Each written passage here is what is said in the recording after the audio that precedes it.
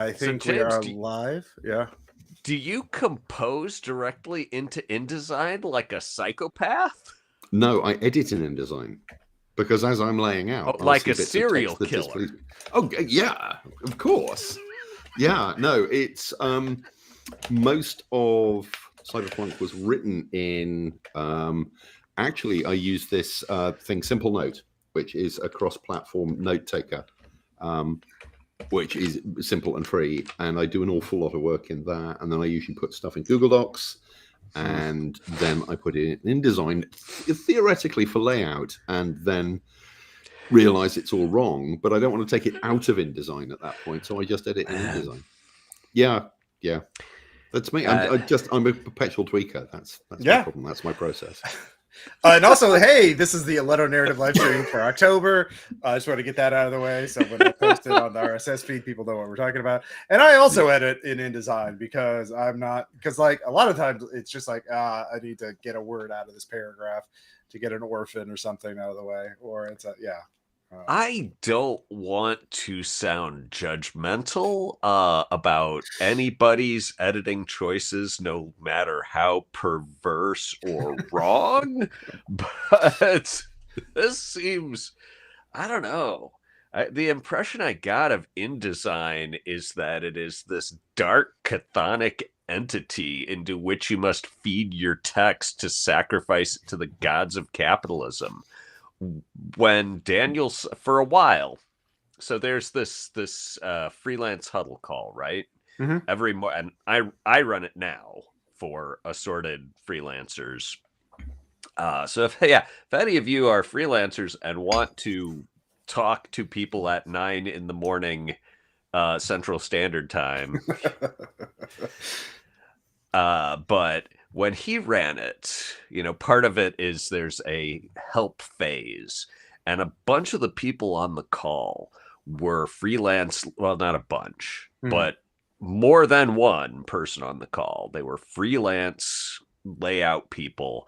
And they'd say, well, for my help. And then they would just talk this crazy InDesign gobbledygook for like 15 minutes about how to make it do one particular thing with a thing in a thing. And I'm just like,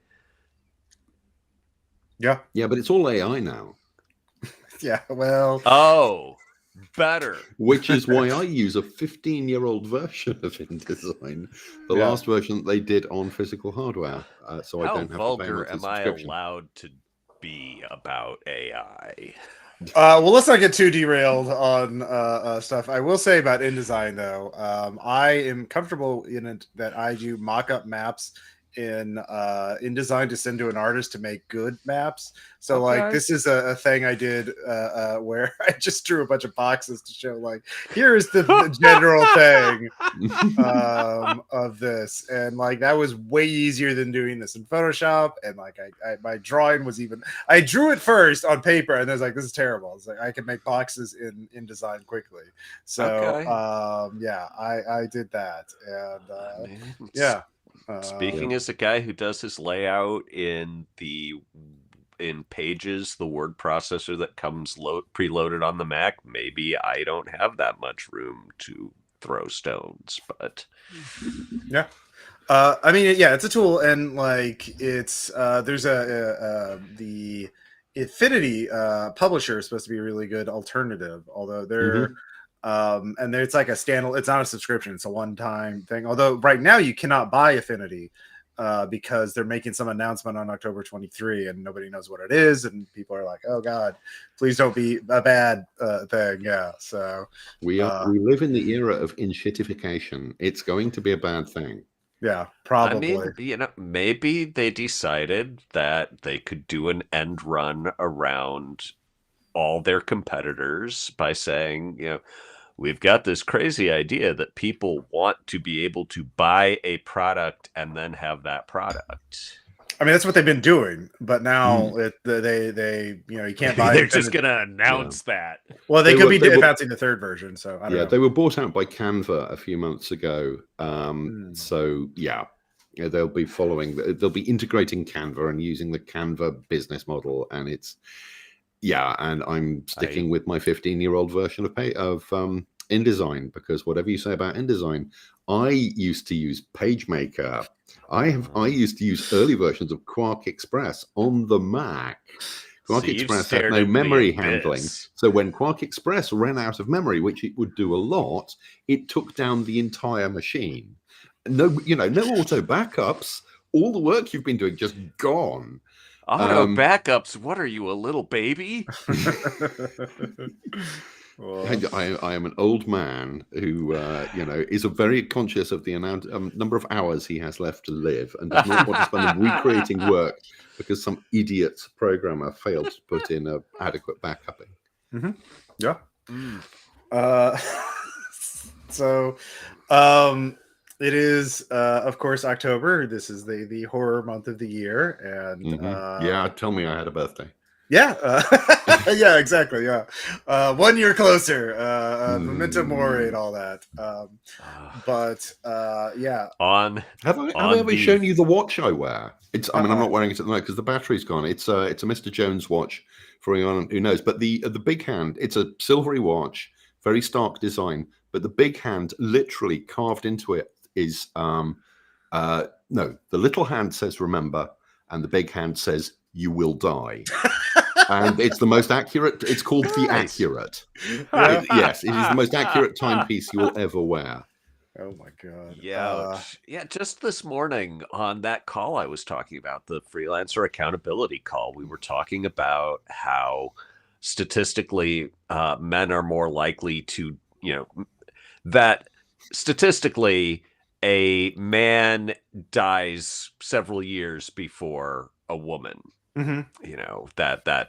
Our lifespans are just shorter, and basically we're all getting to the point where, like, yeah, just another point of privilege. This rules. Fuck yeah, bring on the icy embrace of the crypt. I'm into it. Yeah. Man. What John on Maynard an unrelated note, Keynes ICE is operating in my hometown now. Jesus, so I'm watching for that. Sorry, yeah. man. What John Maynard Keynes called the end of planning horizon, which is my favorite economics term.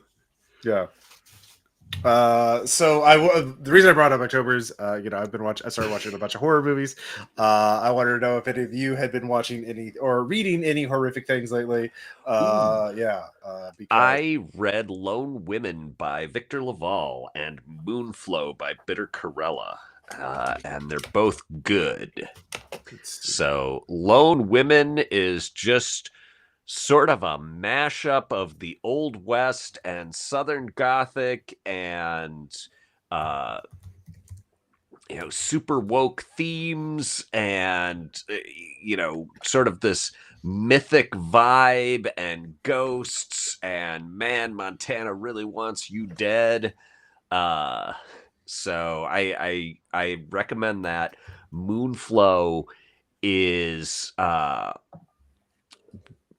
psychedelic mushroom transgender horror, and it clearly written by someone. I don't know, the vibe I get off it is him, like, it is or I should say them, saying, well, what are the odds that anyone will ever let me be published again? I'm just leaving it all on the field here. I'm just gonna get all the freak out on the page. So that's, if you want to see Bitter Corella's glistening freak pages, Moonflow, strong recommend. It's got what you call an authorial voice. And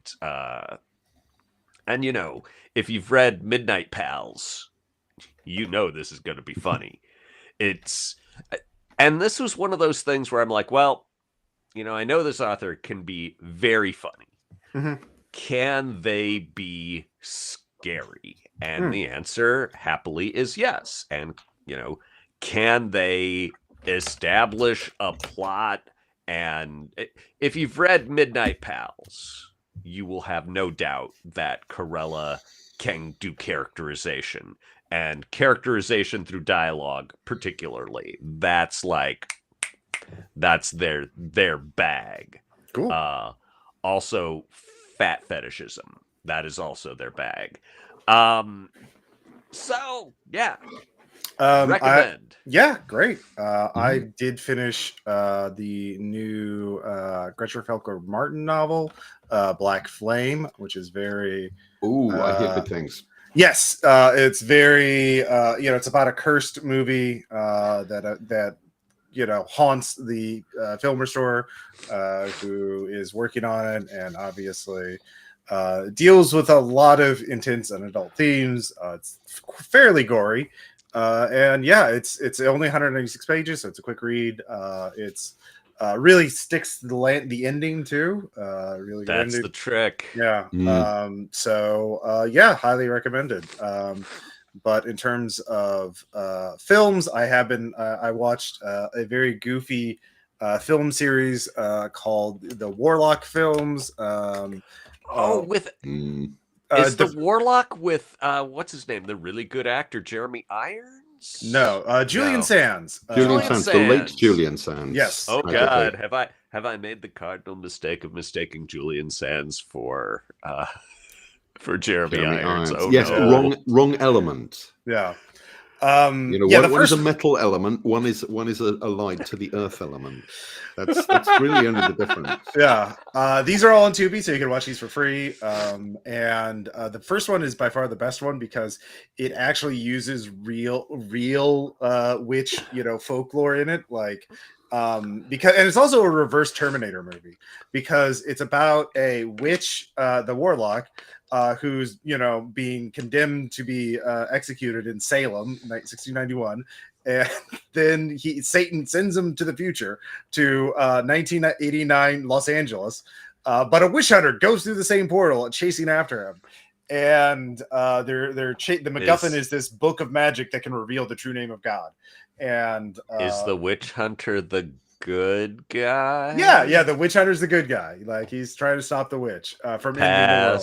Yeah, I mean, but I guess it is good. It is good. I've seen it. Technically, I'm against the end of the world, but man, just the valorization of the dudes who were throwing he young kills girls an unbaptized boy and boils his fat to make a flying potion. This is a bad warlock. He's a bad guy. And that's the kind of thing it uses this kind of all the nonsense they made up about witches during that era, drive a nail into his footprint and that'll cause him pain, and silly stuff like that. I'm just picturing Julian says, "Damn it! Oh man, no, he's hamming it up. He's having a great time. Oh yeah. The second one that wasn't hammy enough. Noted. No, the second one has a totally different continuity. It's just like a reboot, and it's worse. But like the Warlock is kind of like a wishmaster where he twists people's words against them and does horrific practical bloody effects against them. And the third one is just a low budget that Julian Sands is gone. It's just a bunch of college kids in a haunted mansion getting murdered one by one. And but they're silly movies. They're fun.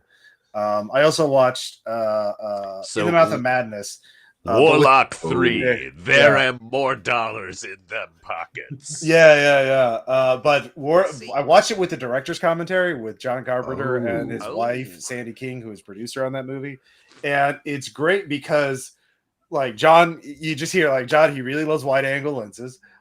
He also does, like, when something demonic happens on screen or whatever, like the door is bleeding and pushing as the monster. It's like, oh, that's no good. It's just like the commentary is like, oh, you know what? You don't like it when you see the blood on their faces. Yeah, when you read a book, that's terrible. Yeah. Now, I haven't seen that since it came out, and was not taken with it. I'm a big Carpenter fan. I mean, that's kind of the price of entry to the. If you're not a big Carpenter fan, get the hell out. Yeah. But there is that point where he forgets how to make a good movie. And for me, In the Mouth of Madness is the first of them. It did not work for me. Okay. It maybe because it was the first one that I saw fresh in the cinema. Everything else I'd seen on TV or on video first, and then saw on the big screen. Does it stand up? Does it work? Does it work for you? I mean, it works brilliantly for me. I always love it. It's one of my. I think it's actually my. I mean, I know The Thing is a better movie, but like it's the In the Mouth of Madness is one of my comfort, like casual. I'll just put it on to watch it.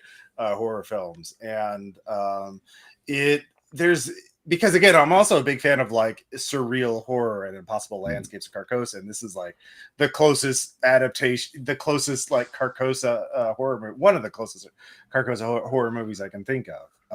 One other thing for the director's commentary, Sandy, they shot the movie in Canada, and Sandy, the producer, was like, "Oh yeah, we made like $100,000 by currency speculation because someone on our production team told us how we could like change the money from American to Canadian, vice versa, to take advantage of the exchange rate, and so that helped our budget."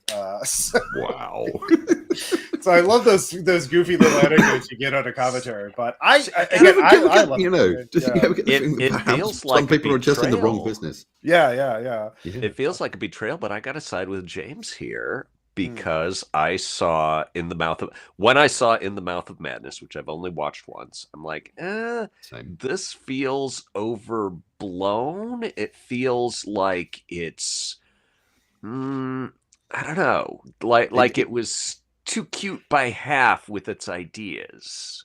And also that element that things like Amityville have, like, oh, something weird is happening. Isn't that scary? Let's not tie it into the main plot. It's just kind of that. There were a bunch of those, and it's just kind of... Really? It's all those weird things are building up to the unraveling, going from reality to fiction as reality. Like, maybe it's just because I'm a writer and am behind the curtain every day. I have a really high threshold. I'm like, if you're gonna show me a story that's about a writer and the writer writing is a lot of the is a crucial part of it, you've got to be at least as good as Italo Calvino.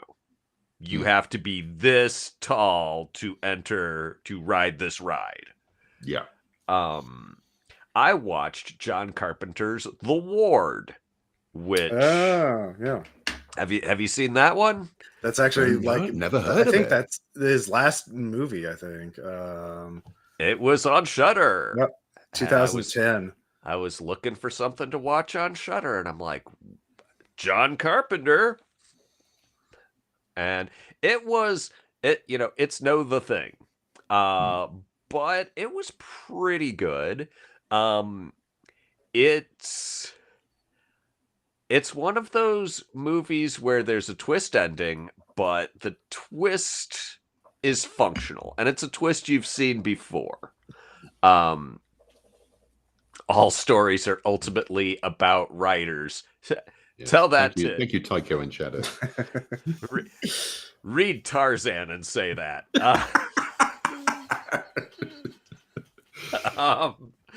So yeah, I'd give it a B. It's not. I didn't enjoy it as much as Moonflow, but I'm not going to be a hater. It is. Yeah. It is not a story about a writer, and it fulfills the promises it makes. So when the first thing you see is Amber Heard in a nightgown, barefoot, running through the fields of some Midwestern area to get to a farmhouse that she promptly burns to the ground, and you're like, I wonder what's up with Amber Heard's character. You will eventually find out what's up with Amber Heard's character. I will say, in The Mouth of Madness, there are two deleted scenes. No. Don't you dare say deleted scenes. They're not deleted scenes. But there are two things. You said it, Ross. They're not. There are two things that are so good, they're so iconic, they've been like replicated. I've seen people reference them in like to this day. One is the blue scene in The Mouth of Madness, where people like, did I ever tell you my favorite color is blue? And then he wakes up and everything is sort of blue, and he's screaming as he's just going insane. Actually, yeah. So that was a part that didn't work for me, and it was clearly meant to work for me. It was clearly meant to be mind blowing, and I'm like, It's not mind blowing. It's just like it's just a good like little gotcha, and it's like horror that doesn't involve like and also this because how many this is so relatable these days. Just being in the movie theaters, laughing at the end of the world,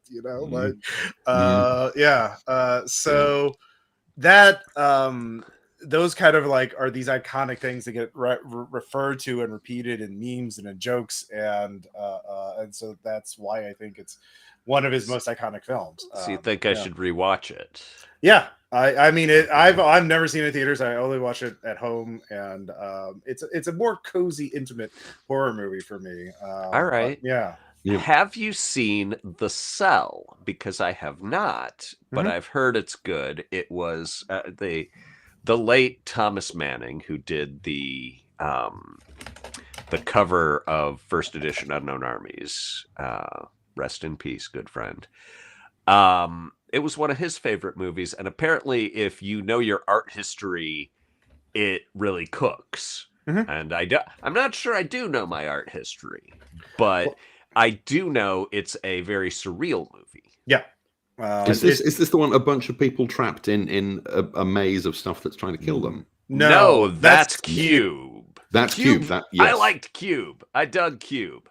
Okay. It was so clearly made very cheap. Else is well, yeah, you could the Cell is did you ever see Dreamscape back in the 80s? Oh yes. So what if they did a Dreamscape on Dennis Rader to find out where he buried his victims?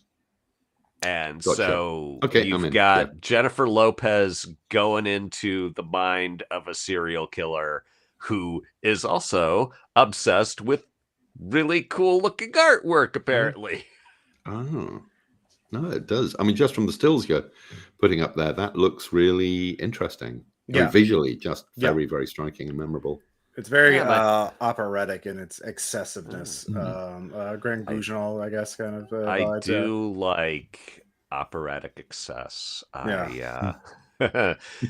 I remember, this is another Justin Achille anecdote. It just pops up into my head periodically, where he was making fun of somebody's review of one of the vampire tie-in novels and was like, oh, the prose is so purple, everything's so overblown, and he's like, if you are looking for subtle, understated prose, what the fuck are you doing reading a vampire licensed tie-in novel? Our entire brand identity is operatic excess. It's a feature, not a bug. Yeah.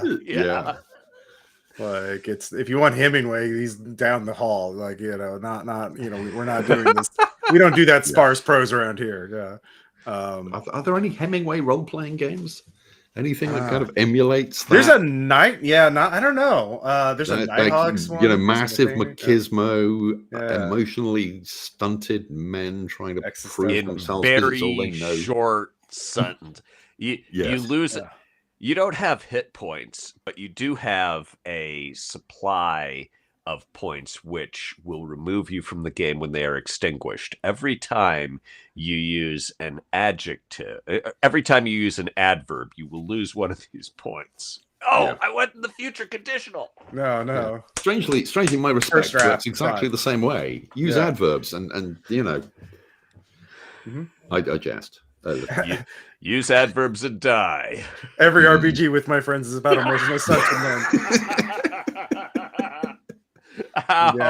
It's a fair cop, but society's to blame. Yeah. Yeah. Jeez. Anyway, we advertised this session about talking about the Ludonarrative zine that was part of our Kickstarter a year and something ago, and which nears completion. Yeah, so James did a bunch of this was James's Cyberplunk, which he started out as a gag. It was going to be a one-page Dread parody, is what it was going to be. This is the plot. It's like the plot of the movie where the jock dates the nerdy girl as a joke and then falls and realizes she's great and falls in love with her, and James is the jock. Yeah, so tell us about Cyberpunk, James. Okay, so Cyberpunk is a dystopian role-playing game. It's a heist role-playing game. It is specifically about a heist. You are a crew of people who have fallen on the hardest of hard times, and basically all you do are these pretty much suicide missions on behalf of a shadowy figure who only speaks to you via an old Nokia cell phone. It basically texts you instructions. And the core mechanic is based around Kerplunk, the game from the 60s, the designer of whom is still alive, aged 104 and still writing. It's the same guy who created the Yakety false teeth, the Clockwork False Teeth. I don't like this, James. Incredible career as a games creator. The idea of being alive at 104 is viscerally repulsive to me. He seems happy with it. But the way it works is basically, if you, in the same way as it works with Dread, and the game with the tower. That is Dread. The Jenga. No, tower. what is the tower? Oh, Jenga. Jenga. Yeah. I got stuck on a K. Yeah. So you pull, basically. You try to do something and you pull. Same thing in Cyberpunk. You pull. If you cause balls to drop, then you have failed. But obviously, one or more balls may fall, and the more balls that fall, the worse it's gone for you.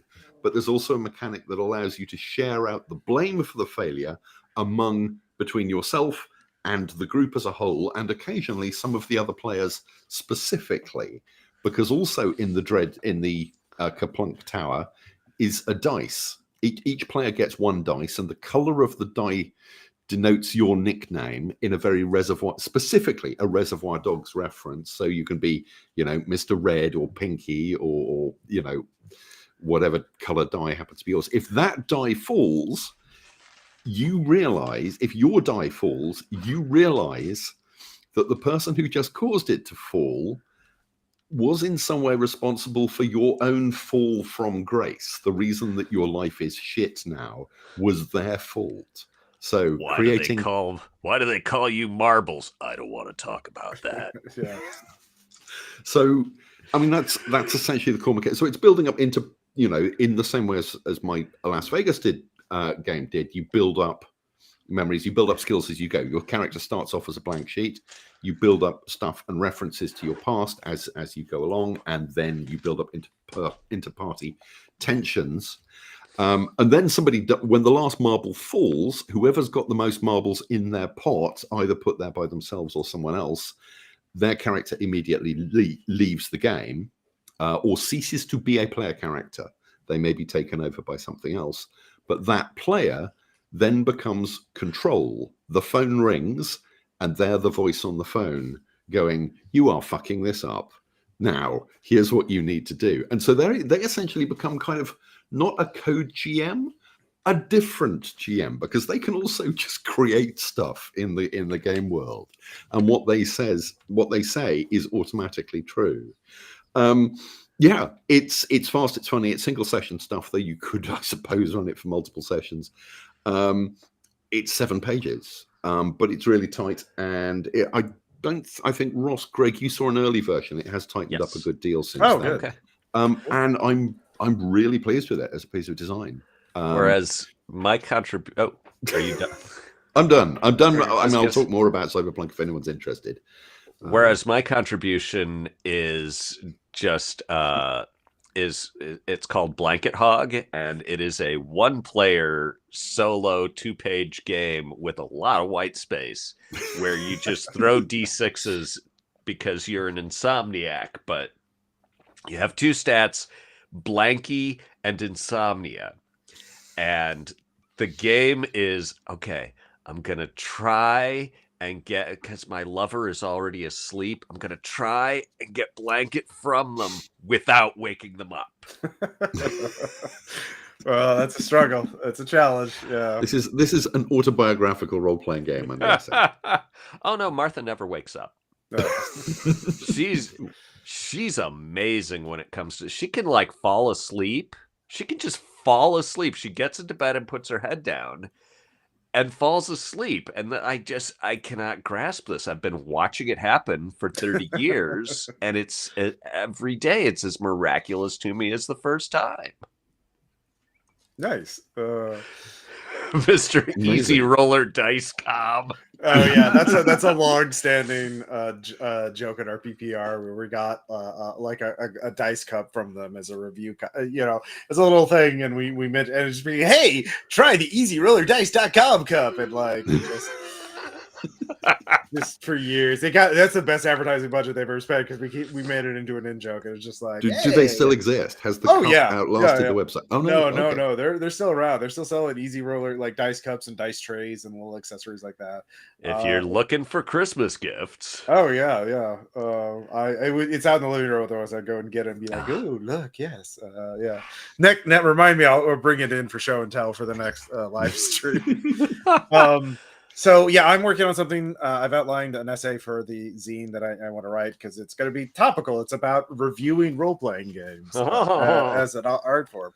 And I've talked about a little about this on like Blue Sky and social media discussions, and like I want to make just a couple of basic, like how to review RPGs is sort of like the main intent, because I think the main thing is there's not enough RPG criticism in general. I think there's a lot. Yeah, there's bitching but not criticism. Or there's a lot critique. That a lot of what passes for criticism is just sniveling. I don't want to be a hater, but some of us have hating thrust upon us. Well, hating can be like critique, like if it's written well, but it's not just like this is dumb, and if it's insightful. So the main point, how to review an RPG, because there should be more RPG criticism and critique in general, because it's an art form, and there's more games than criticism at this point, I think.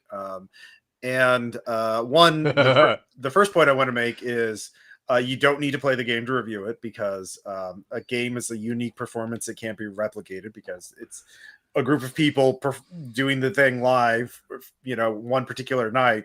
Even if you have the same players, they're going to feel differently on different days. And, the dice or the randomization elements guarantee that no RPG is ever played twice in a sense. Everything is a unique performance. And an RPG, what you get is a written text from an author or authors. It's not a performance. The GM doesn't come with you and enact it for you. It's like the script of a play, or instructions to do a play. And so you have to do it yourself. And so you can have a great game with a bad, you can play a great game with a bad written RPG, as I've done intentionally multiple times now at RPPR, but because you're stunting. Yeah, I'm stunning. But like, that doesn't mean it's a good game, and so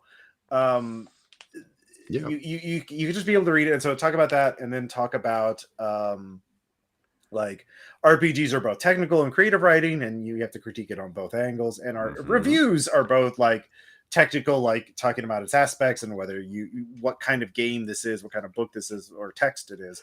And then also, but like, it should have some sort of insight into the larger art form of RPGs. That's what a good RPG review does. And not to toot our own home, but I think we do that with every episode of Ludonarrative Dissidents. So that's the goal, certainly. Yeah. Did either of you guys know Rob Vox? He worked. He was my my buddy, my gaming buddy, and we both got hired by AEG at the same time in the the late 90s, early 2000s, and he was one of their developers for a while. But he was also a film critic, and one of the things he talked about with critiquing film was the idea that a good film, a good critique should allow a reader who disagrees with the critic to know from the article whether they will like the movie or not. And this seems particularly valid in the case of people who are not horror movie fans reviewing horror movies and saying, I didn't like it because I'm too good for horror movies, but I have to review this one because my boss said I should. Just quit that job. But if someone writes a movie where they're like, oh, I hated this horror movie because it had no subtlety and it was so grand guignol and operatic and everything was so overblown, and where is the cold, detached, emotional reserve I demand in my horror movies? If I read that, I'd be like, maybe I'll give this a go. Yeah. Or, the way I'm sure many of us respond when someone's like, I didn't like this because it was woke. Yeah, no joke. There's a bunch of dialogue on Blue Sky right now of a games company who have done a game about building. You're trying to complete your mother's rocket because she was building a rocket, and it looks really sweet. Okay. And somebody who wrote a review complaining that there were too many women in the game, and like the first hour there's no male characters at all, and they literally wrote a response to the review going, we think you're an awful human being, please don't play our games anymore. And it's just like, yes, that is the correct attitude which will win you more sales, because pandering to this kind of idiocy is no help at all. It's the Nazi bar thing, right? It's like, why would I cultivate a audience of entitled assholes who just want me to validate and valorize their bullshit worldview when I could have real fans with whom I can have an intelligent discussion? And when they tell me, I didn't like this about your work, I get an actual insight. Yeah. So yeah. Completely. I mean, there's so little money in this industry anyway. We do it because we love it, and we create the games we want to. We are not going to pander to you, but, and your horrible politics. For why? Because you might say something nice about us. You're not going to. You don't like our games anyway. And people, piss off and play some that power class fantasy. Of commenter is not good at saying nice things. No. I mean, that's not what they get good vibes from. I still remember a review, and it was like a 4 out of 5 star review this guy gave a White Wolf product I worked on. And there was one paragraph where he's like, yeah, this is actually one of their better supplements for the line. I'm definitely going to use parts of this. This part was really good. This part was really good. And then that was like 1/8 of the review. And the other 7/8 was him just on the parts that worked to his particular taste.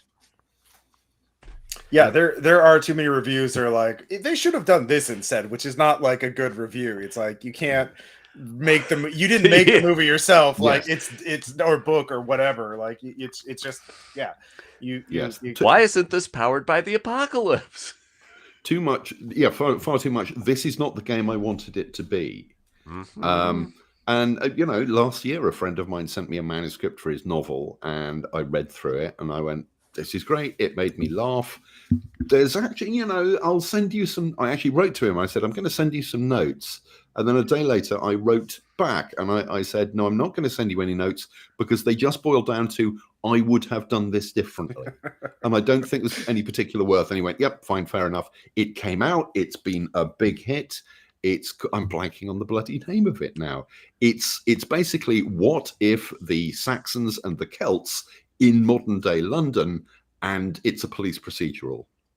So Christianity never took hold. Christianity's a little cult. It's it's the Saxons versus the Celts. Have you heard about those weirdos? What is it? They drink blood. This is really, yeah, exactly. They're weird death fetishes, religion. Bog mummies. It's an absolute stormer. It's really good. It's been optioned for a TV series, I think. I'm jealous. I will find. Being jealous. It would be great if I could love other people's. It's out in the States. The name will come to me. Okay. Well, as long Can I do the little self promo? Oh, and someone yes. put in, sounds a lot like useless playtest comments. I mean, totally. You have to let the thing be the thing instead of comparing it to the thing that lives in your brain. But I asked Ross, I'm running a Kickstarter. If you haven't backed it, please do. It's a anthology of a self-published anthology of my short fiction. Oh man, I got 7 days to get $800 and I'm in the doldrums. Shit. So back it. I've read some of them. They're really good. Yes, if anybody has any questions about any of the stories that are in this, there's 14 of them. Some of them have been on the webpage, have been on gregstolze.com, but this is the much cheaper way to get them in a single unit. And I'm going out on the limb and saying the reason it's a 2-week Kickstarter is in my experience, a 4-week Kickstarter is a week of activity at the beginning and a week of activity at the end, and then 2 dead weeks in the middle. But also, I'm like, if I get it done by mid-October and people answer quickly, they can probably get their print-bound nice volume of it in time to stick it under someone else's Christmas tree. So if you're looking for, if you've got that friend who's a voracious reader and you don't know what to get them because everything they've already read it, I'm here for you. Look at all these stories. 14 stories all together. 14 stories. If any of you read After the Cops, this has got a couple stories that... So After the Cops was inspired by, defund the police and is... a story in which a near future science fiction story that alludes to it's after the cop wars and we are trying to rebuild a functional public safety infrastructure. And there is now, most cops do traffic because I'm like, that's legit. Traffic cops are legit. There is an armed response unit, but it's very small in comparison to the mental health and social distress units.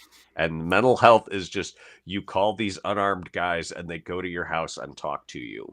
And so After the Cops, which isn't in this one, but is on my website, and it's a guy who was one of the old kinds of cops trying to be one of the new kinds of cops. And the 2 sequels that you don't need to have read After the Cops to get the other stories that are, I think of it as the municipal future stories. One is Better Bus, where they're like, okay, people really don't like mass transit. What can we do about that? How can we create community by having busing available? There will be all these positive, and this is in the form of, thank you, I'm glad you enjoyed After the Cops. So Better Bus is a bunch of different people who are on this reinvented bus and their interactions, and you get references to the cop wars. And, one of the characters saying that, I didn't fight in the cop wars for this shit. And then another one is Penitentiary Pool Boy, which is about carceral reform. And the poor narrator of that one, have I read The Last Policeman? No, but I was just talking about it the other day. I've heard it's very good. Penitentiary Pool Boy is, he is going through school to be a prison guard. He's getting that career training right at the point that massive carceral reform happens. And he's like, yeah, they fired all our professors. And then we came back to class and they wouldn't give us our money back. And then we came back to classes. And it was all a bunch of different professors saying a lot of very different things. So then I got this job on the strength of I'd been a lifeguard because the new warden was insisting on having swimming pools. There were going to be these 2 pools, and each prisoner, no matter, even if they were in solitary, they would get their time alone in the warm, tranquil pool. You know, this was non-negotiable that everyone would get like 45 minutes or an hour by yourself in a pool. No, no ifs, ands, or buts. And this is this radical, crazy idea.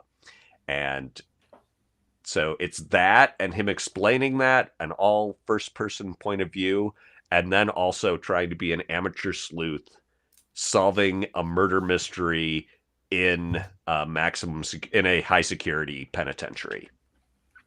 Neat. So yeah, those are good stories, and I'm proud of them. Yeah. It's good stuff. Yeah, I thoroughly enjoyed it. Recommend. Back it. Go ahead. I actually want to ask you something about James. We're talking about personal something about James. Yeah. Well, you recently got a really interesting board game. Yes, the project in fact ended today. On schedule. I can't tell you anything about it. I was talking about the 1966 board game that you bought. Oh, that one. Oh, sorry, not the thing I've actually been designing. Okay, which I can't tell you anything. Well, you can't tell me anything about that one, so we can't really talk. I really hope I can before long, because it's a mad project. Yeah. I was rereading my NDA, and yes, it's holy shit. I can't tell you anything. But I picked up a copy of Future, which was produced in 1966, and this is the unboxing I did, by Kaiser Aluminum and Chemicals Incorporated.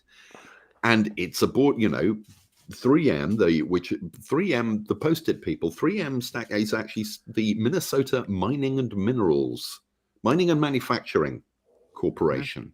Which is where they started, and then they went into paper products and board games. They did this line of board games in the early to mid 60s, up to the early 70s, when they sold it out to Avalon Hill. So there was something around about intelligent board games. And Future, I will open the box in the video at some point. It's conceived as a business tool. This was not a retail game. This was not released to general consumers. It is a game about trying to predict the future. Oh boy. And it has these massive hunks of injection molded plastic and these gorgeous boards, each of which has like 20 different categories of things that might happen in 20 years. And the game is essentially trying to predict the likelihood of it. But some of which have come to pass, some of which are still in the future. Things like I think almost the first one I read is, and they've got sliders for how likely you think they are, is businesses conducted by picture phone. And yes, in the mid-'80s, no, absolutely not. Yes, it was Brian asking, it was developed by the Rand Corporation, commissioned by Kaiser Aluminum, but designed by 2 guys from the Rand Corporation, and then a third one who was a board game designer who had designed for Hasbro, not for Hasbro, for Parker Brothers and MB at the time, who later became Hasbro. So there are no dice. There is a dice. We'll come on to the dice. So it is an American game. There is a completely whacked out. So each of the boards is different. So there's like 80 different categories that you have to try and predict how likely it is. But if one comes up, if one is a dead cert, then it will affect the likelihood of others happening. Essentially, there's a very limited early form of a tech tree in there. It's really, really interesting. And then it has like 2 pages of rules. Rules-wise, it's very, very light. Loads of counters because it's essentially a betting game. Fascinating. I mean, 2 things fascinate me. Games from the 1960s that are way ahead of their time, and also attempts to predict the future. I have a whole bunch of books on, people from the past attempting to predict the future. Some published in the 60s and the 70s and the 80s. There's the dice, if you can see the video. That is an absolute unit. D20. This is 1966, and there's a D20 as big as your hand. And each side has 3 numbers on it. and I have not yet read enough of the rules to work out how that actually works. Look at that handsome brute. It is amazing. It's not solid. It's hollow. Yeah. It's glued together. You can actually see the glue lines on some of the edges. But man, Now I hate it. It's just, but still amazing. Ross, why are you giving me that look? Why do you hate the old die, Greg? It's a nice Because die. it could have been something great. It was made looked in like this 1966. We had to crawl before care. we could walk, Greg. Like, I don't care. They this had is- the this is 8 technology years to make before- good dice in 1966. even Muzaki was young Ross. once. He wasn't there. He couldn't consult with the Rand Corporation to tell them how to This make is- sharp edge dice. Yeah, Yeah. I saw this huge die, and then he's like, well, it's hollow and it's glued together. And I'm like, man, this is like when you see a beautiful woman and then you hear her say something racist. It's- man.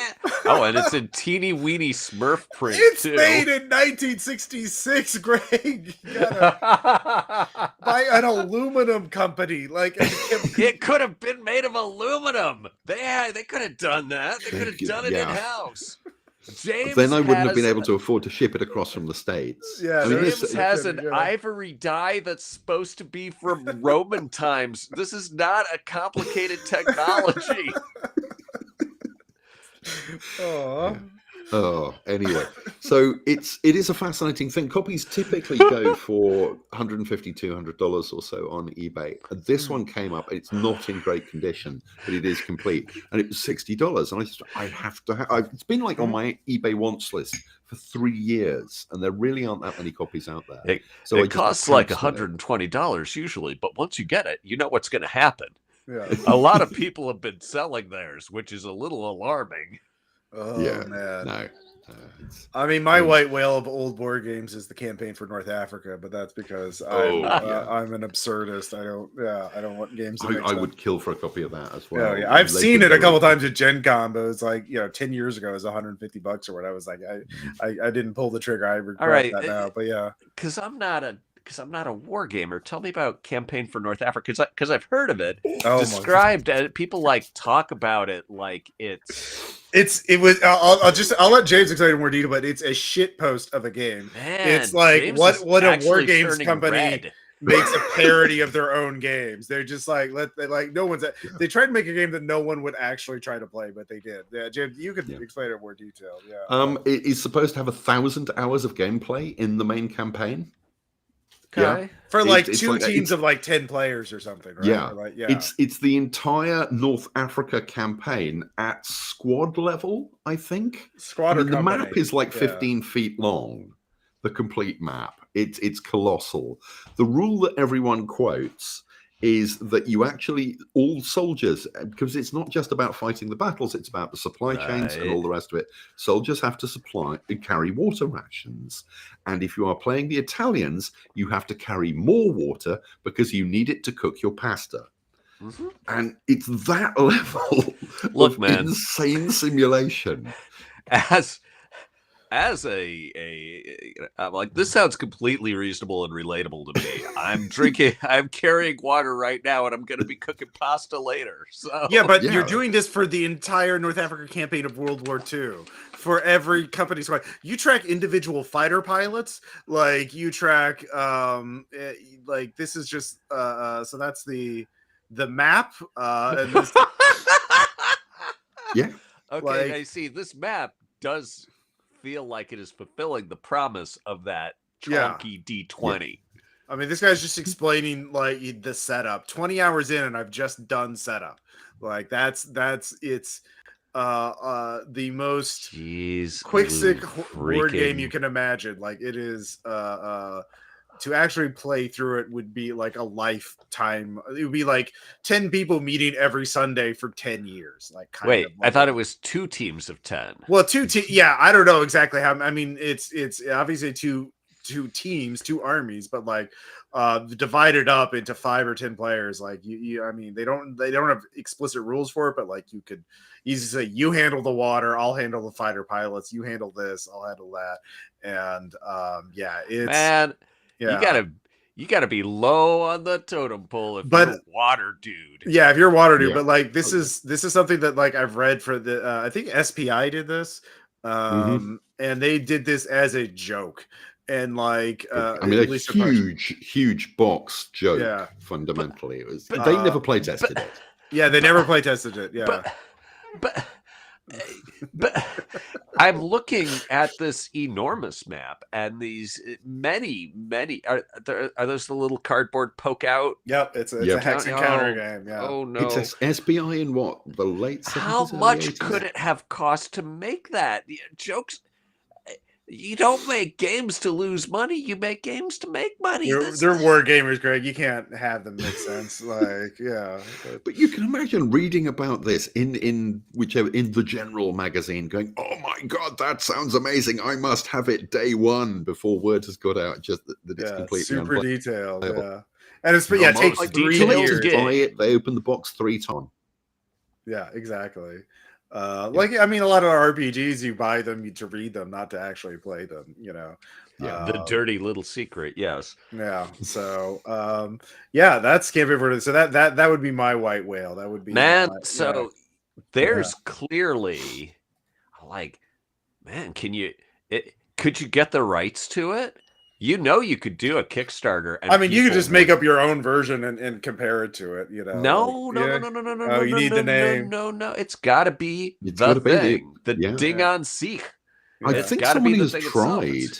The trouble is, SBI, as we've discussed in previous episodes, was bought out by TSR, and TSR was bought out by WotC, and WotC was bought out by Hasbro.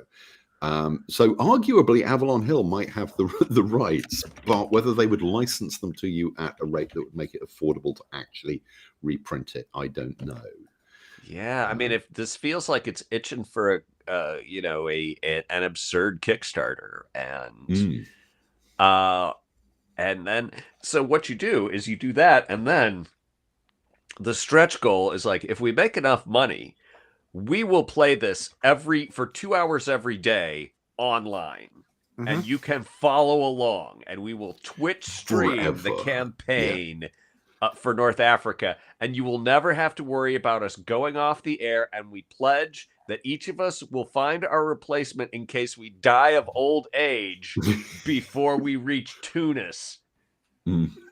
So this is someone in the comments was someone in chat said a monster game is a game that's very large, complex, or both. This is the Wikipedia page, and like you could sort it by playing time hours, and it's Camping for North Africa is number 2, 1,000 hours for a playthrough.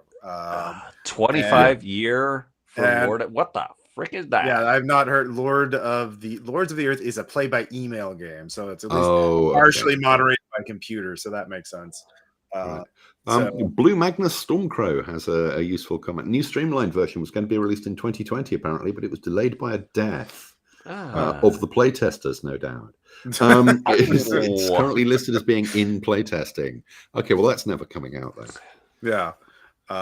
Probably, yeah, if it's been 5 years, but 5 years of playtesting is like the graveyard of game ambition right there. Wow. And yet Far West came out, so like who can say? It's impossible. I mean, at some point I think it was getting that out as well. It's not bad. It's I actually ran it for RPG After Hours. It's fine. It was like, it feels like a 2000s game, you know, like I'm trying to get out from the shadow of here's this fate thing that looks neat. It's workable, but it's there, it's playable, it's complete, it is complete. He did do it, he did finish it. He did drag that boat over the hill to the other river. Hey, speaking as the guy who's still waiting for Rain Realities to make its way out, I no longer have stones I can throw at that glass house. Well, that's not you. Yeah, I mean that's except from the perspective of my the stuff I do myself, like like we were talking about earlier. But no, it's there. That failure had a lot of fathers. It was just a giant Freddy Krueger origin story of errors and bad judgment. But I'm sorry. But well, I mean, nobody died. Nobody got ripped off. That's something. It's happening. Whitman was not involved. Whitman was not. I'm not the world's most savvy guy, but even I know that one. Yeah. Yeah, there was a conversation on Blue Sky earlier in the week, and someone commented the first time I was ripped off by Whitman. It's like that. The first time is carrying a lot of weight in that post. Ken Whitman just. I reviewed one of his earlier things, the Mutazoids. I mean, he doesn't do it anymore as much as. Well, how did he do it? Because just P.T. Barnum. There's always a new sucker to explore. Yeah. You just do the that same. has not been my experience. I'm constantly looking for people. I don't even want them to be suckers. I'm looking for people to give me money for good stuff, and I can't find that. Well, that's the thing. The con artist is like, I gotta find people I can lie to about giving them good stuff, and then take their money, and then move on and find new suckers to lie to. Yeah. See, that's the thing. You actually care about lying and the truth and stuff like that. So, that's a problem.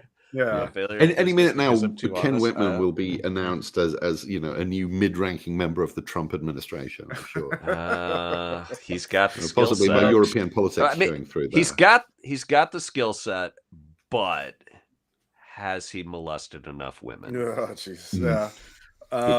The funniest thing is the joke. The joke I saw today about this guy must have joined the Trump administration.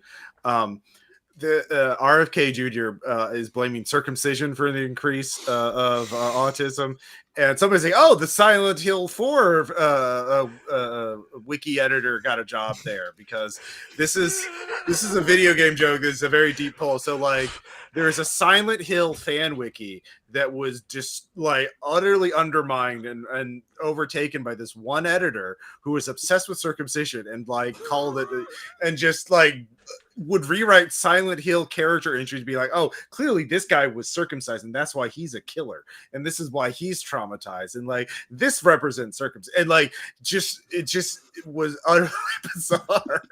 And anyway, that's how we should end this live stream. Is the Silent Hill the Silent Hill circumcision killer? Yeah, the Silent Hill fan wiki circumcision guy. That's a totally normal thing to know about. Now running ice in Greg's hometown. Yeah, exactly. So we laugh because the other emotions aren't as because great. They don't want us to laugh. They want us to be curled up in a little ball whimpering. We go. My back won't let me curl up in a ball. There we go. Yeah. Back problems against bad things. Against tyranny. Yep. Yay. All right. Well, thank you all for listening. Thank you all so much for supporting Letter Narrative. We're working on new episodes. We'll be reviewing In Medias Res next, the Call of Duty Center, actually written by John Scott Hines. And are we sure? So that sounds right, but it always sounds right. Well, actually, you know what? It's right. It's not written by him. It's written by Sutter Kane, who I hear is a really good writer. So you too, listeners, should read Sutter Kane. Good night.